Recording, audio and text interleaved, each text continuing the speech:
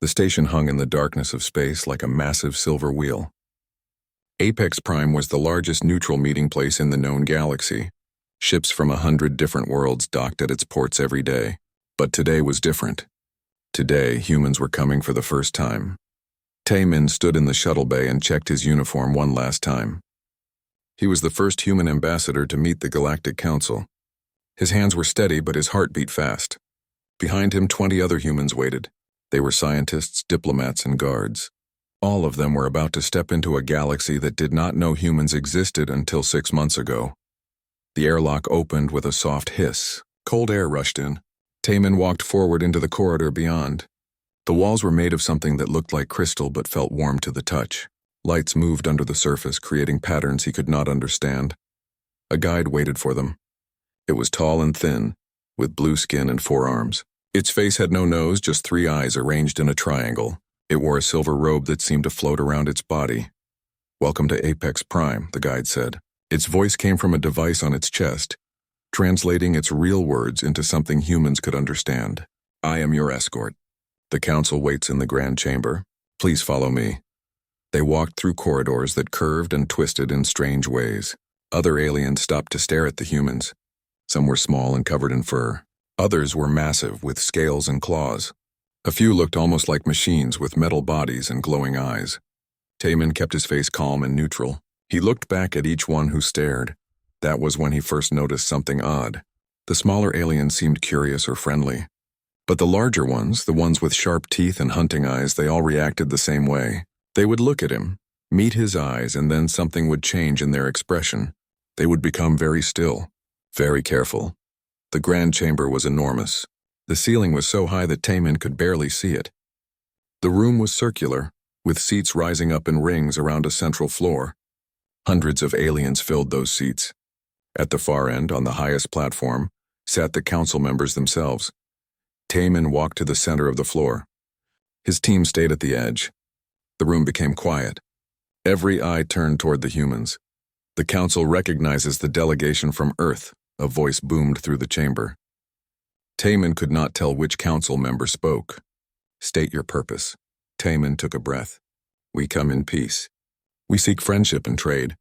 We wish to learn from you and share what we know. We ask to join the community of worlds." A laugh came from somewhere in the council seats. It was a deep, rumbling sound like rocks grinding together. A massive figure stood up. It was covered in thick armor plating that looked natural, like the shell of some huge insect. But it stood on 2 powerful legs and had arms that ended in claws. Its head was broad, with a wide mouth full of sharp teeth. "I am Thex of the Vrax Dominion," the creature said. Its voice was powerful and commanding. "Your kind wishes to join us? Then let us see what you are made of. Look at me, human. Look into my eyes and do not turn away." This was a test, Taemin realized. He had read about things like this. Many predator species used eye contact to establish dominance. The one who looked away first was weaker. The one who held the gaze was stronger. Taemin lifted his chin and looked directly at Thex. The Vrax was huge, probably 3 times a human's size. Its eyes were strange, divided into many facets like an insect's eyes, but they focused on him with clear intelligence. Taemin did not blink. He did not look away. He simply stared back. Seconds passed. The chamber remained silent. Thex leaned forward, his massive body tensing. Taemin could see every muscle in the creature's frame, could see the natural weapons it possessed. But he had seen dangerous things before. Earth had bears and lions and sharks. Humans had survived among predators for millions of years. This was just another predator. Something changed in Thex's posture. The Vrax took a small step back. His head tilted slightly to one side. When he spoke again, his voice was different. "Less certain. Interesting," Thex said slowly. He sat back down. Around the chamber, Taemin heard whispers. He glanced at the other council members. Several were leaning forward in their seats. A creature that looked like a mantis but the size of a human clicked its mandibles together rapidly. A wolf-like being with 6 legs had its ears pinned back against its head. The session continued. The council asked questions about Earth, about human technology, about their history and culture. Taemin answered as best he could. But through it all, he kept noticing the same pattern. The herbivore species seemed to relax as they listened to him. The predator species grew more tense. After 2 hours, the council dismissed them. The same guide led them back to their shuttle. As they walked, Taemin heard his second-in-command, Da-eun, speaking quietly to one of their scientists. "Did you see how they reacted?" Da-eun asked. She was the captain of their exploration ship, a military officer with sharp eyes that missed nothing. "The predators were afraid," the scientist replied. "Not openly, but the biological signs were clear. Elevated stress responses, defensive posturing, but why?" Da-eun wondered. "We are smaller than most of them. We have less natural weapons. What could possibly make them afraid?" Taemin did not have an answer. Not yet. Back in the council chamber, the session continued without the humans present. The council members were voting on what status to grant Earth. Provisional contact was the usual starting point for new species. But Thex stood again and demanded more. "We must observe them longer," he said. "There is something about these humans that disturbs me. When I looked into that ambassador's eyes, I saw something I have not seen before, or perhaps something I have seen but never in another intelligent species." "What did you see?" asked one of the herbivore council members. Thex was quiet for a long moment. His claws scraped against the stone of his seat. "I saw a hunter," he finally said. "But not like us. Different somehow. I need to understand what I saw before we allow them to spread through our galaxy." The vote was unanimous among the predator species. Humanity would be watched carefully. Very carefully. On the human shuttle heading back to their ship, Taemin looked out the window at the stars. He thought about the way Thex had looked at him, the way all the predators had looked at him. There was recognition in those looks, as if they saw something familiar. But what could they recognize in humans? What did they see when they looked into human eyes? Taemin did not know, but he had a feeling they would all find out soon enough. The message came 3 months after the first meeting at Apex Prime. It was an invitation, though Hyunwoo suspected it was really another test. The Galactic Council invited humanity to send a representative to the trials of Keth. It was a competition held every 5 years on a preserved death world. The best hunters from across the galaxy gathered to prove their skills. Hyunwoo volunteered immediately. He was young, only 25, but he had grown up in the wilderness of northern Canada. His father had taught him to hunt and track before he could read. When Earth built its first faster-than-light ships, Hyunwoo joined the Exploration Corps. He wanted to see what else was out there in the universe. Now he would get his chance. The trip to Keth 7 took 2 weeks. When Hyunwoo's shuttle entered orbit, he looked down at the planet below. It was covered in thick jungle, broken by mountain ranges and vast deserts. Storms raged across entire continents. The planet was classified as a Class 9 death world. That meant almost everything on it could kill you. The landing site was a clearing near the equator. Temporary structures had been built to house the participants. Hyunwoo counted 37 different species represented. Most were predator species. The largest group was Vrax, the same species as Thex from the Council. A Vrax named Colt was assigned as Hyunwoo's partner. The creature looked at the human with obvious disgust. Colt stood nearly 3 meters tall with armor plating covering most of his body. His arms were thick with muscle and his claws looked sharp enough to cut through steel. "You are what Earth sends?" Colt's voice was a low growl. "You have no natural weapons. No armor, no size. How do you expect to survive 7 days here?" Hyunwoo smiled politely. "I guess we will find out together." The rules were simple. Each team had to survive 7 days on Keth 7. During that time, they had to hunt and kill 3 specific creatures. The first was a razorwing, a flying predator with wings made of blade-sharp bone. The second was a ground shaker, a massive herbivore with armor like a tank. The third was a ravager beast, an apex predator that hunted in the deep jungle. Teams could use any weapons they brought with them. Killing was allowed. Many teams did not survive.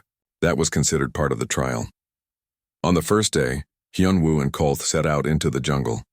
The Vrax moved through the dense vegetation like it was nothing, his powerful body simply pushing aside anything in his path. Hyunwoo moved more carefully, watching where he placed his feet, studying the plants and trees around them. "You move like prey," Colt observed. "Slow and careful, afraid." "I move like someone who wants to learn the environment," Hyunwoo replied. "This is not my world. I need to understand it before I can hunt in it effectively." Colt snorted but said nothing. They found their first target by afternoon, a razorwing nested in the cliffs near the jungle edge. Colt immediately started planning an assault. He would climb the cliff, attack the nest, and kill the creature in direct combat. It was the traditional way, the honorable way. Hyunwoo studied the creature through his binoculars for an hour. He watched how it flew, how it hunted when it left its nest and when it returned. He noticed that the razor wing always approached the nest from the same direction, riding an updraft from the valley below. Or, Hyunwoo said quietly, we could set a trap. Kolth looked at him with something like horror. A trap? That is not hunting. That is cheating. That is efficient, Hyunwoo corrected. He pointed to a spot along the cliff face. We anchor a net there. When the razor wing comes back this evening, it will fly right into it. We pull it down and kill it safely. There is no honor in that, Kolth insisted. Hyunwoo met the Vrax's eyes. Is there honor in dying?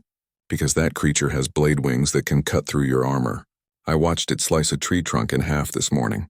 Direct combat is possible, but it is also stupid. We are here to survive and win, not to prove how brave we are. For a long moment, Kolth stared at the human. Then, reluctantly, he helped set up the trap. The plan worked perfectly. When the razor wing returned at sunset, it flew straight into the net. The creature struggled, but the net was made of carbon fiber cables that could hold a shuttle in place. Hyunwoo approached carefully and killed it with a single shot to the head. Their first target was complete. It had taken them 6 hours instead of the 3 days most teams needed. That night they made camp. Kolth started a fire while Hyunwoo prepared their food. The human worked methodically, checking and rechecking their supplies, studying his maps, planning the next day's route. Why do you do that? Kolth asked suddenly. Do what? Plan everything so carefully. Real hunters trust their instincts. They feel where the prey will be. They do not need maps and schedules. Hyunwoo looked up at the massive alien. My instincts tell me to stay alive. Planning helps me stay alive. On my world, humans were not always the top predators.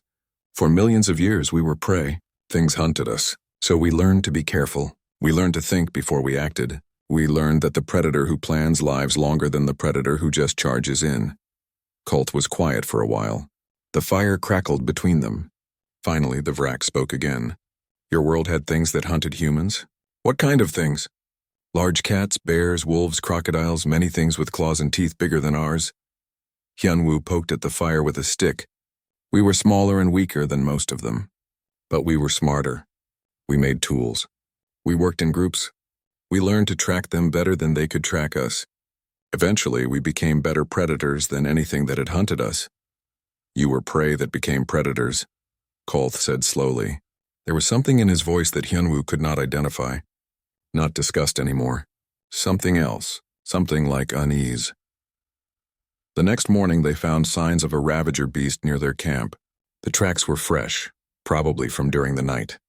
The creature had circled their camp 3 times but never attacked. Kolth examined the tracks with growing concern. It was testing us, seeing if we were dangerous. This is not good. Ravager beasts are smart. If it thinks we are a threat, it will not hunt us directly. It will wait for the right moment. Then we need to hunt it first, Hyunwoo said. He knelt by the tracks, studying them carefully. It is injured, see here? The left rear paw is not pressing down as hard as the others. Something hurt it recently. An injured predator is dangerous because it is desperate. They followed the tracks for hours, moving deeper into the jungle. Hyunwoo led now, reading the signs the beast left behind. Broken branches, disturbed earth, claw marks on trees. He could see the story the tracks told. The beast was in pain. It was looking for an easy kill to regain its strength. They found it in a clearing near a stream. The ravager beast was massive, easily 4 meters long, not counting its tail. It had 6 legs, each ending in claws like curved knives. Its head was broad with jaws that could probably bite a human in half. The creature was drinking from the stream, favoring its injured leg. Kolth started forward, preparing for combat. Hyunwoo grabbed his arm. Wait, the human whispered. Watch, they waited. After the beast drank its fill, it lay down in the shade. Its breathing was labored. The injury was worse than Hyunwoo had thought. This creature was dying slowly. It might take days, but the infection in its leg would eventually kill it. We could attack now while it rests, Kolth suggested. Or we could wait until tonight when it sleeps, Hyunwoo replied. An exhausted, injured animal is easier to kill than one that is alert and defensive. Again, Kolth looked uncomfortable, but he nodded. They waited until full dark. The ravager beast fell into a deep sleep, its body finally giving in to exhaustion. Hyunwoo and Kulth approached silently. The kill was quick and clean. As they walked back to camp that night, Kulth kept glancing at his human partner. Hyunwoo moved through the darkness like a ghost, his eyes constantly scanning, his steps careful and deliberate. He did not swagger or boast about the kill. He just walked, already thinking about the next challenge. By the firelight that night, Kulth finally understood what had been bothering him. He watched Hyunwoo's eyes as the human studied his maps and made his plans. Those eyes never stopped moving, never stopped watching. They held patience and calculation and something else, something that reminded Kulth of the Ravager beast they had killed, the eyes of a predator who knew how to wait. Jiwon had spent 2 years collecting data for her research. She was a xenobiologist, specializing in comparative evolution across species. Her office on the research station orbiting Earth was filled with files, charts, and genetic samples from dozens of alien species. Now finally, she was ready to publish her findings. The paper was titled Comparative Analysis of Predator Evolution Across Known Sapient Species. It was dry, academic language, but the conclusions were anything but boring. Jiwon sent the paper to the Galactic Science Network on a Tuesday morning. By Tuesday evening, her communication system was flooded with messages. By Wednesday, her paper had been downloaded more than 10 million times across the galaxy.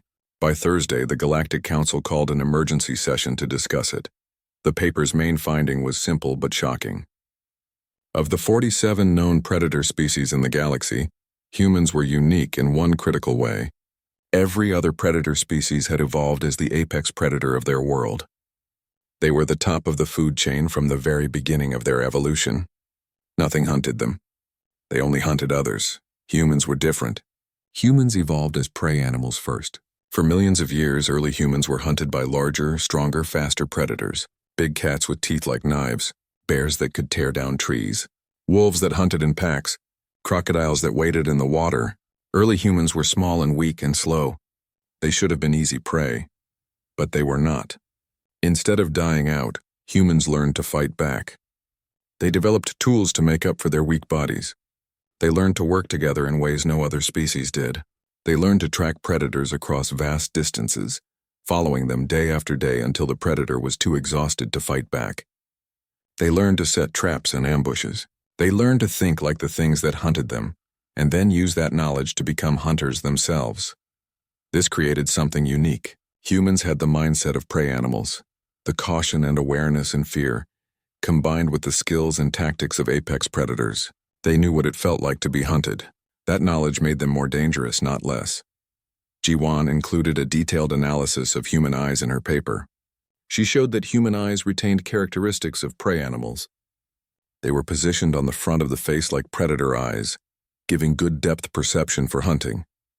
But they also had better peripheral vision than most predators, allowing humans to watch for threats from the side. It was a compromise that served both purposes, hunting and avoiding being hunted. The paper included brain scans showing that humans had enhanced pattern recognition compared to other predators. This came from millions of years of needing to spot hidden threats, a rustle in the grass that might be a lion, a shadow in the trees that might be a leopard. Humans who were good at spotting these threats survived. Humans who were not good at it became food. This same pattern recognition made humans excellent at tracking prey and predicting behavior. They could see patterns that pure apex predators missed, because apex predators never needed to develop that skill. They were never hunted, so they never needed to become paranoid and hyper-aware. The most controversial section of the paper discussed persistence hunting. This was a hunting method unique to humans. Instead of being faster or stronger than their prey, humans simply followed it. For hours, for days, for as long as it took. Most prey animals were faster than humans in short bursts, but they could not maintain that speed for long. Humans could. Humans could run at a steady pace for hours without stopping. They would follow a deer or an antelope until the animal literally collapsed from exhaustion. Then they would walk up and kill it. No other predator species in the galaxy did this. They all relied on speed, strength, or natural weapons to kill quickly. The idea of following prey for days seemed insane to them. But to humans, it was normal. It was how they hunted for thousands of years. Jiwon wrote in her conclusion, "Humans are the only known sapient species that evolved as persistence predators on a death-class world, while simultaneously being prey for multiple apex predators. This unique evolutionary path has created a predator species fundamentally different from all others. Humans possess the patience of ambush predators, the endurance of pursuit predators, the intelligence of tool-using species, and the wariness of prey animals. This combination makes them potentially the most dangerous predator species in known space. She included a warning in her final paragraph. Other predator species evolved from a position of strength. They were apex predators who never knew fear. Humans evolved from a position of weakness. They were prey that learned to hunt. They know what it is like to be on both sides of the hunt. This knowledge, combined with their unique hunting abilities, should be considered carefully by the galactic community. The reaction was immediate and intense. Herbivore species across the galaxy read the paper with hope. Finally, someone understood that being prey did not mean being weak. Humans proved that prey could become predators if they worked hard enough and smart enough. Predator species read the paper with growing alarm. The Vrax Dominion's military command downloaded the paper and distributed it to every commander in their fleet. The Kresh Queens held an emergency gathering to discuss it. Even the smaller predator species, who rarely worried about threats, began to reassess their relationship with humanity. On the Vrax homeworld, military strategists ran simulations based on Jiwan's findings. They programmed scenarios where human tactics were used against Vrax forces. The results were disturbing. In standard military confrontations, the Vrax won easily. But when humans were allowed to use persistence tactics, the results flipped. Humans would retreat, regroup, and attack again. They would wear down Vrax forces through attrition. They would turn the environment into a weapon. They would use psychological warfare to create fear and uncertainty. One simulation was particularly troubling. A single human frigate against a Vrax battlecruiser. In direct combat, the Vrax ship destroyed the human ship in minutes. But when the simulation allowed the human ship to retreat and return repeatedly, slowly damaging the Vrax ship over days, the Vrax ship eventually lost, not because the human ship was stronger, but because it refused to give up. It kept coming back. It was willing to take damage, to sacrifice systems, to do whatever it took to survive and eventually win. The commander who ran the simulations sent a report to the Vrax High Command. The report ended with a single sentence: humans do not fight to win. They fight to survive. This makes them impossible to defeat through normal means. Thex, the Vrax who had challenged Timon during the first meeting, read Jiwan's paper 3 times. Each time he understood more. He remembered looking into the human ambassador's eyes. He remembered feeling something he had not felt since he was a youngling learning to hunt. He had felt like he was being assessed. Like he was being sized up as prey. Now he understood why. Humans looked at everything as either a threat or potential prey. It was automatic, built into them by millions of years of evolution. When Timon looked at Thex, he was not seeing a powerful Vrax warrior. He was seeing an opponent, analyzing weaknesses, planning how to survive an encounter. Thex called a meeting of other Vrax military leaders. They discussed the paper for hours. Finally, one of the younger commanders asked the question they were all thinking. Are humans a threat to us? Thex was quiet for a long time. Then he answered carefully, they are a threat to anyone who makes an enemy of them. Humans do not fight like we do. They do not care about honor or glory. They care about survival. A species that cares only about survival will do anything to achieve it. They will lie, cheat, retreat, sacrifice, and endure any hardship. Most species will surrender when the fight becomes too costly. Humans will not. They will keep fighting until they win or until they are all dead. Another commander spoke up. Then what do? We make sure they never become our enemy, Thex replied. And we watch them very carefully. Back on Earth, Jiwan received thousands of messages about her paper. Some praised her for revealing the truth about human nature. Others criticized her for making humanity sound dangerous and aggressive. A few accused her of starting a panic among predator species, but Jiwan believed she had done the right thing. The galaxy needed to understand humans. Not understanding would lead to mistakes. Mistakes would lead to conflict. And conflict with a persistence predator species could end very badly for everyone involved. She sat in her office and looked at a photo on her desk. It showed her grandfather when he was young, standing in the Korean mountains with a hunting rifle. He had taught her to track deer when she was a child. She remembered him telling her something important. Patience is the hunter's best weapon, he had said. You can be smaller, weaker, slower, but if you are patient, if you are willing to wait and watch and learn, you will always catch your prey eventually. G1 understood now that her grandfather was not just teaching her to hunt deer. He was passing down knowledge that humans had carried for millions of years. The knowledge of how to survive when everything around you was bigger and stronger and faster. The knowledge that made humans the most dangerous predators in the galaxy. The colony ship New Dawn moved slowly through the empty space near the outer rim. It carried 5,000 humans and everything they needed to start a new settlement. Captain Jae-hyun stood on the bridge, watching the star system ahead grow larger on the screens. 3 planets circled a yellow sun. One of them was perfect for human life. That was when the Vrax fleet appeared. 20 warships dropped out of faster-than-light travel around the New Dawn. They were massive vessels, each one 10 times larger than the colony ship. Their weapons were already charged and ready. On the main screen, a Vrax commander appeared. His armor was decorated with medals and battle scars. "I am Fleet Commander Kraxus of the Vrax Dominion," the alien said. His voice was hard and commanding. "This system belongs to the Vrax. You are trespassing. Turn your ship around and leave immediately or we will destroy you." Jae-hyun kept his face calm, but his mind was racing. The nearest human military ship was 3 weeks away. The New Dawn had defensive shields, but they were designed to protect against asteroids, not military weapons. In a straight fight, they would last maybe 5 minutes. "Commander Kraxus," Jae-hyun replied. "Our survey teams found no claim markers in this system. We believed it was unclaimed space." "The Vrax Dominion does not need claim markers," Kraxus growled. "This entire sector has belonged to us for 300 years. Your ignorance is not an excuse. Leave now." Jae-hyun looked at his crew. They were civilians mostly. Engineers, doctors, teachers, farmers. They came here to build homes, not fight wars. But he saw determination in their eyes. They had traveled for 6 months to reach this system. They were not going to give up without trying something.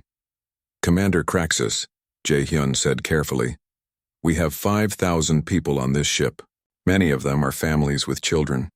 We need time to prepare for the journey back. Our faster-than-light drive needs maintenance before we can make another long jump. Can you give us 48 hours to make the ship ready?" Kraxus stared at him from the screen. The Vrax commander was clearly confident in his superior position. 48 hours meant nothing to him. The humans could not escape and they could not fight. Letting them have time to prepare seemed like a small mercy. "Very well," Kraxus finally said. "You have 48 hours. If you are still here after that time, we will open fire." The screen went dark. Jae-hyun immediately turned to his crew. "Get me every department head in the conference room. Now." 30 minutes later, Jae-hyun stood before a group of confused colonists. They included the head engineer Bora, the chief scientist Do-yun, the security chief Min-ho, and a dozen others. None of them were military personnel, but Jae-hyun knew something that Kraxus did not. Humans were very good at improvising. "We have 48 hours, Jae-hyun said. "We are not leaving. We are going to fight." Shocked silence filled the room. Finally, Bora spoke up. "Captain, we are a colony ship. We have no weapons. We have mining equipment and construction tools. How can we possibly fight 20 Vrax warships? We cannot win in a fair fight," Jae-hyun agreed. "So we will not fight fair. We will use every advantage we can create. We will turn this ship into something they do not expect, and we will make them pay for every meter of space they take from us." For the next 2 hours, they planned. Do-yun suggested using their terraforming equipment as weapons. The atmospheric processors could be modified to create toxic gas clouds. Bora talked about the mining charges they carried. With some modifications, they could become missiles. Min-ho knew how to create a debris field using the ship's waste ejection system. It would not stop the Vrax ships, but it would complicate their sensors. Everyone contributed ideas. The doctor talked about using their emergency beacon system to jam Vrax communications. The agricultural specialist suggested releasing frozen water as improvised armor around critical systems. The teacher, who had been a pilot before becoming an educator, offered to fly one of the mining shuttles as a decoy. They worked through the night. Bora and her engineering teams tore apart mining equipment and rebuilt it into weapons. They were crude and unreliable, but they would work. Do-yun's scientists modified the atmospheric processors, turning them into chemical weapons that could damage Vrax sensors and hull plating. The cargo bays were emptied.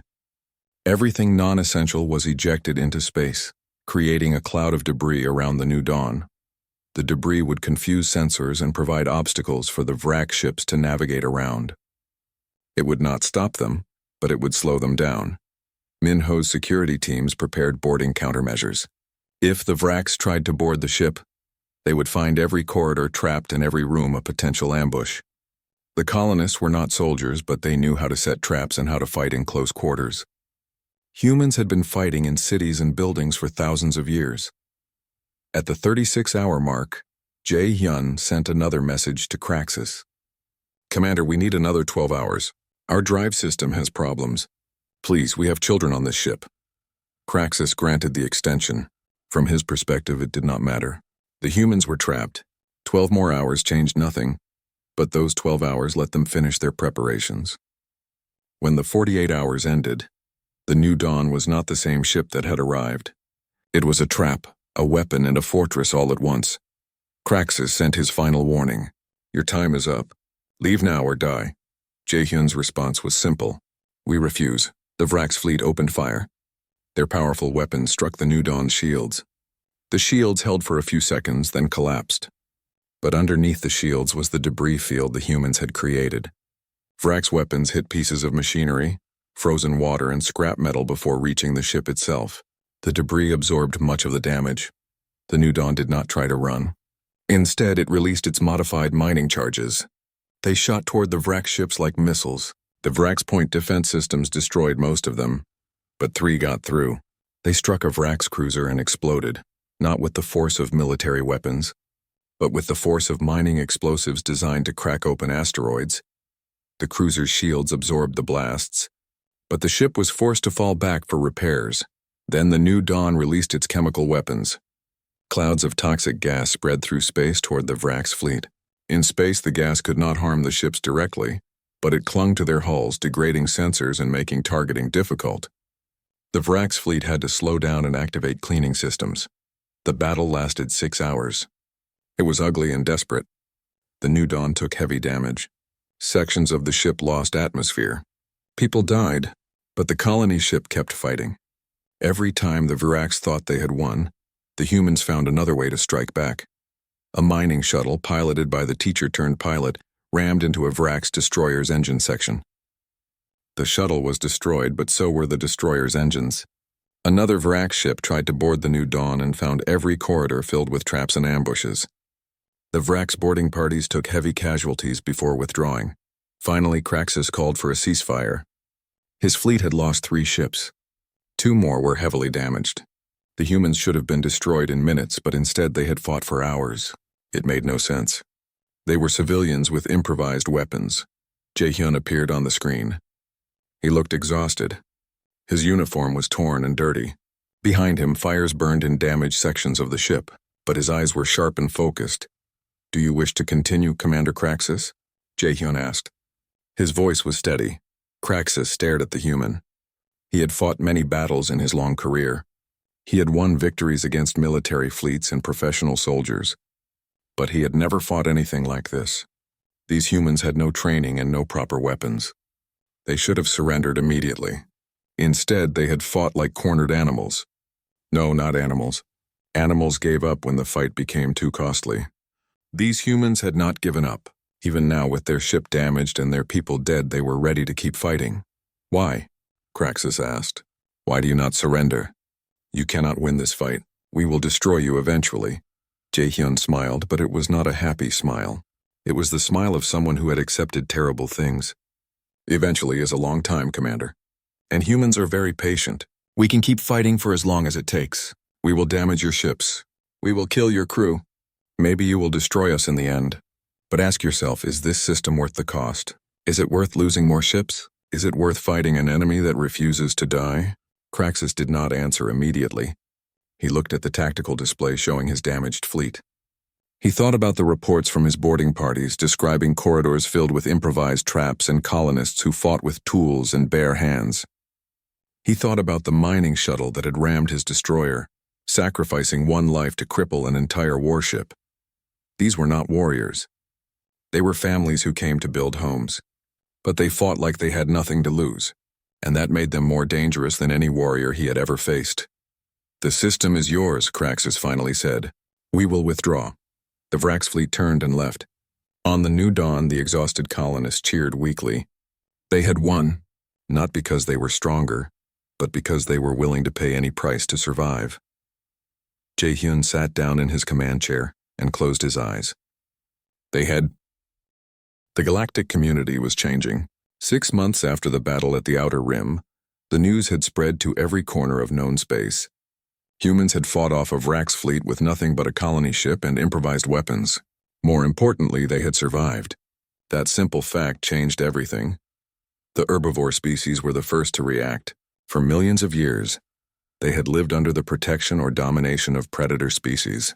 They paid tribute. They followed rules made by others. They accepted being second-class citizens because they believed they had no choice. But humans proved that prey species could fight back and win. Delegations from herbivore worlds started arriving at human space stations. They came quietly at first, not wanting to anger their predator overlords. They asked questions about human weapons, human tactics, human psychology. But mostly they asked one question over and over: how did you stop being afraid? The humans did not have a simple answer. They were still afraid. Fear kept them alert and alive, but they had learned to act despite their fear. That was the real secret. Meanwhile, the predator species watched with growing concern. The Vrax were not the only ones running simulations and strategy sessions. The Kresh Queens held a gathering in their home system. The wolf-like Fenrir alliance called an emergency council. Even smaller predator species began preparing contingency plans, and some of them decided to learn more about humans through direct observation. Through hunting. Sun He commanded the merchant vessel Fortune's Path. It was a small ship carrying trade goods between human colonies and alien stations. The work was boring but profitable. Sun He had been doing it for 3 years without any major problems. That changed when she noticed the shadow. She first saw it on her sensor display near the Kepler belt. Another ship, running dark, matching her course and speed. When she changed direction, it changed direction. When she accelerated, it accelerated. Someone was following her. Sun He tried to contact the ship. No response. She tried to outrun it. Her ship was fast, but the shadow kept pace. She tried to lose it in an asteroid field. The shadow followed her through. Finally, after 2 days of being stalked, the other ship revealed itself. It was a Kresh vessel, sleek and deadly.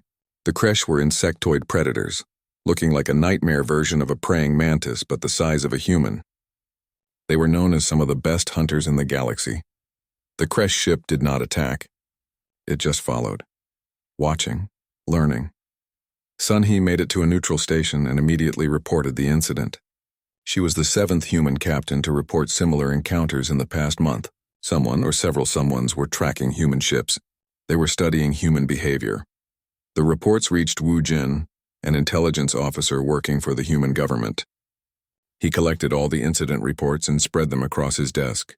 7 encounters, different locations, different situations, but all involving predator species tracking human vessels. The Kresh, the Vrax, the Fenrir, even some smaller predator species, they were hunting humans. Not to kill, but to understand.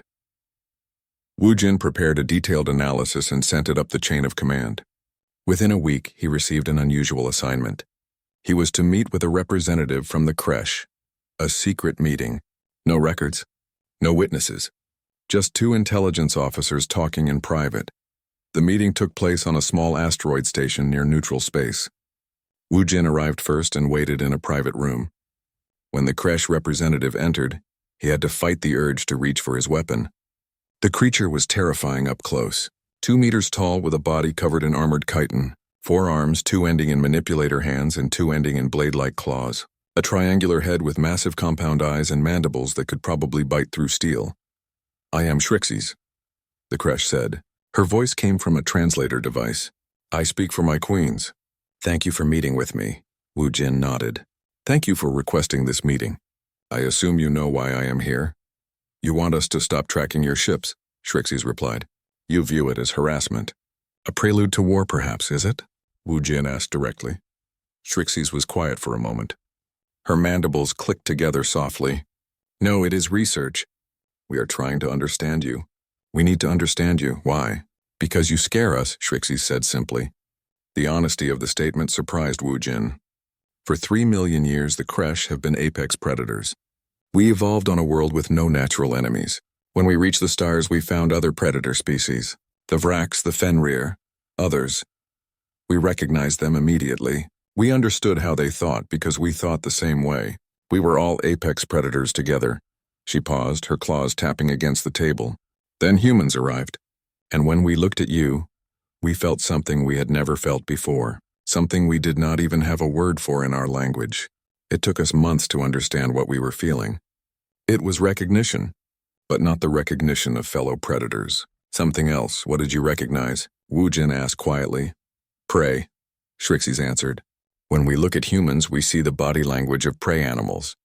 The constant awareness, the way you scan for threats, the way you evaluate every new encounter for danger. These are prey behaviors, but combined with them, we see predator tactics. The patience, the planning, the willingness to fight when cornered. You are predators who move like prey. It creates a cognitive dissonance in our minds, Wu Jin understood. You do not know how to classify us. Are we predators or prey? Exactly, Shrixes confirmed. And this disturbs every predator species in the galaxy. We have tracked your ships to study your behavior patterns. We have analyzed your tactics in the battle at the Outer Rim. We have read your scientist's paper about persistence predators. We are trying to answer one fundamental question. What question? Are humans our allies or our rivals? Shrixes leaned forward. Every ecosystem can only support a certain number of apex predators. When two apex predators meet, one of three things happens. They divide the territory and avoid each other. They form a hierarchy with one dominant and one submissive, or they fight until one is destroyed. We need to know which option applies to humans. Wu Jin thought carefully about his answer. This was not just a conversation between two intelligence officers. This was a conversation that could determine the future relationship between humanity and the entire predator community of the galaxy. Humans are whatever we need to be to survive, Wu Jin finally said. That is what persistence predators do. We adapt. If we need to be allies, we can be allies. If we need to compete, we can compete. If we need to fight, we will fight.